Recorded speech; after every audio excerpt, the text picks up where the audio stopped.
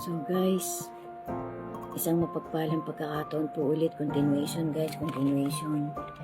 To God be the glory po ulit.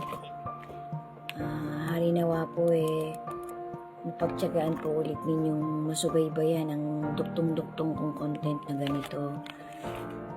So guys, samahan niyo po ulit ako sa pag-iipon ko ng mga napapanood kong mga facts and evidences na talagang nagpapatunay na napakagintong salita, napaka super powerful yung salita ng ating Panginoon na pinatutunayan po yan ng mga matatalinong scientists way back 30, 20 years ago. Marami silang napapatunayang mga facts and evidence na matagal na pong panahon sinalita na ng ating Creator. So dito lang po sa mga less than 100 years ago napatunayan ng mga matatalinong scientists. So sana po guys kung sino pa po sa atin ang lagi na lang may duda sa banal at sagradong salita ng ating Panginoon samot dalangin ko po sa ating Panginoon at sa kanyang bugtong na anak. Alisin mo na kaibigan, kapatid, kuya, tita, tito, kung sino ka man na madadaanan ng content ko. Sana sa maliit na motivation, inaakala kong talagang kahit papano ramdam kong totoong-totoo sa mga napanood kong dokumentary. Sana hipuin tayong lahat ng ating Creator upang madagdagan pa at lumalim pa ang ipinapahiram niyang faith at wisdom sa bawat isa sa atin. Amen. So guys, isang taimtim at tapat na panalangin lang po para sa ating lahat na makakapag-try magtapos ng mga ganito kong content. Ito po bali ay WWTH Season 34 Part 3. So samahan niyo po ako sa isang maiksing panalangin para maipakita natin sa ating Panginoon ang ating taimtim na pagtitiwala sa Kanya. Amen. Mahal namin Ama sa langit, naway basbasan mo po ang lahat ng mga taong makakakita at nagtatapos at nagtatry na makita o mapanood ang content kong ito. Isinasama ko po silang lahat sa panalangin kong ito sa pangalan ng iyong bugtong na anak, ng aming Panginoong Hesus. Naway gabayan mo kami, Ama, sa pagninilay namin at pagpapakita namin sa iyo ng pagsisikap namin maunawaan pa ang mga salita mo. Gabayan mo kami, Ama, at bigyan mo kami ng malalim na faith upang lubos naming iasa sa iyo ang mga kaligtasan ng lahat ng buong pamilya namin, pinangangalagaan namin, na sinasamo namin sa iyo ang kaligtasan namin. Sa bawat araw na kami pinapahiram mo pa ng napakarupok na buhay. Samot dalangin ko po, Ama, na sana kaming lahat ay isasama ng iyong bugtong na anak sa mga mapipili niya upang isama niya sa paghahari niya ng 1,000 taon. Ama, bahala ka na po sa bawat isa sa amin. Ingatan mo po kami araw at gabi.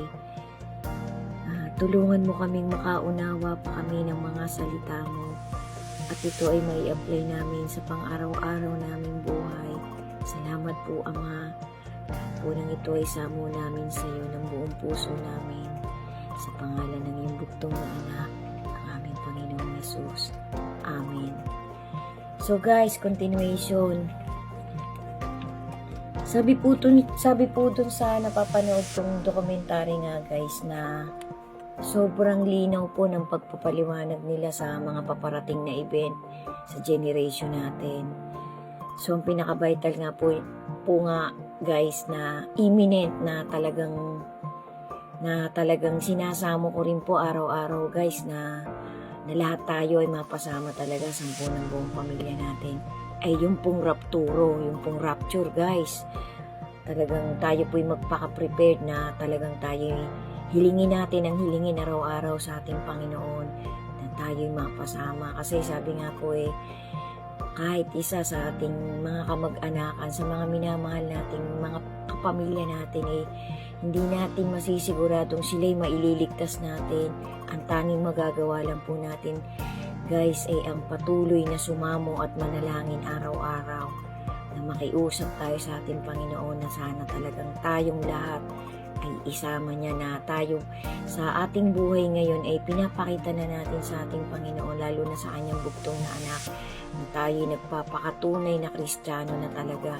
Kasi when you say true Christian, talagang sinisikap mo na makatupad sa lahat ng mga reglamento ng ating Panginoong Hesus. Sinisikap na natin na hindi na tayo lumabag pa sa anumang mga beatitudes niya na iniwan niya talaga na ipinasalita niya sa kanyang mga piniling mga apostol hanggang sa huling generation. Guys, ang pinakahuli nga pong apostol na ginawa ng ating Panginoon na labas sa Israel ay si Paul, si Saulo po. So sana guys I can make sense.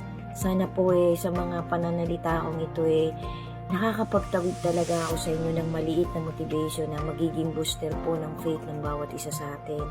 So sabi po dito sa pinapanood kong dokumentary, kailangan daw po talaga nating maunawaan na panapanahon, yun nga pong tinatawag nilang dispensation, may iba't ibang panahon ang ating Panginoon sa pagtatawid niya ng salita niya, sa pag-i-explain niya ng kanyang mga salita sa iba-ibang panahon. Yun nga pong dispensation, iba-ibang panahon ng pagtawag ng ating Panginoon sa masasabing Kristiyano. So mayroon po talagang tinatawag na dispensation mula pa po sa Old Testament tumawid sa New Testament. Ito po ay pagpapaliwanag ng dokumentary. Excuse me po guys, nadigay ako. Na meron po talagang tinatawag na church age, grace, faith, gospel of God's grace. So iba-iba po guys. So dapat po talaga lagi nating ihihingi ng guidance sa ating Panginoon kung ano ba yung binabasa natin sa gospel niya. Kung tayo ba yung bang dispensation na yun, yung bang pagtawag na yun sa atin kasama tayo. Kasi dapat po talaga guys meron tayong guidance. Kasi nga po, meron po laging double meaning. Minsan po tatlo pa ang meaning ng bawat verses ng salita ng ating Creator. Kaya napakalalim guys. So sana guys makasunod po kayo sa akin sa ginagawa kong content na to na magkakasunod-sunod.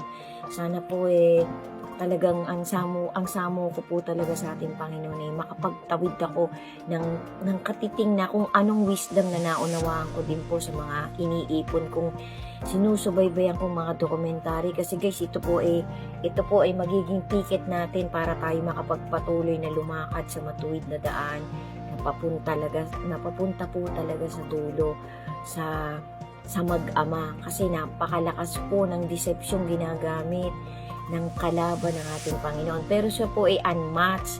Siya po ay creation lang din ng ating Creator. So yan po ang ating pakatatandaan. Hindi po papayagan ng Holy Spirit ng bawat isa na ibinigay sa atin ng ating Creator na tayong lahat po may Holy Spirit na makapangyarihan na sabi nga po mas malaki, mas matibay, mas matatag ang ibinigay sa atin ng ating Lord Jesus. Kaya yan po'y pangahawakan natin guys. Huwag po nating pababayaan tayo iwanan ng Holy Spirit natin. Kasi tayo po'y maiiwanan ng Holy Spirit na gumagabay sa bawat isa sa atin kapag ka po tayo'y nagpapatuloy-tuloy na lumiko at tumaliwas at sumuway sa trajectory papunta sa ating Lord Jesus. Naku guys, ang bilis ng minutes. Sundan nyo pa po guys. To God be the glory po. Sana po talaga I can make sense sa lahat ng mga lumalabas sa bibig ko sa pagtatawid ko ng duktong-duktong na content kung ganito. Ang Panginoon na po natin ang bahalang magbigay sa inyo ng kung ano pang blessing na hinihingi ng bawat isa sa atin na makakabuti pa po sa atin. To God be the glory po ulit. May karugtong pa po. Ingat po tayo and don't ever lose your faith. Amen.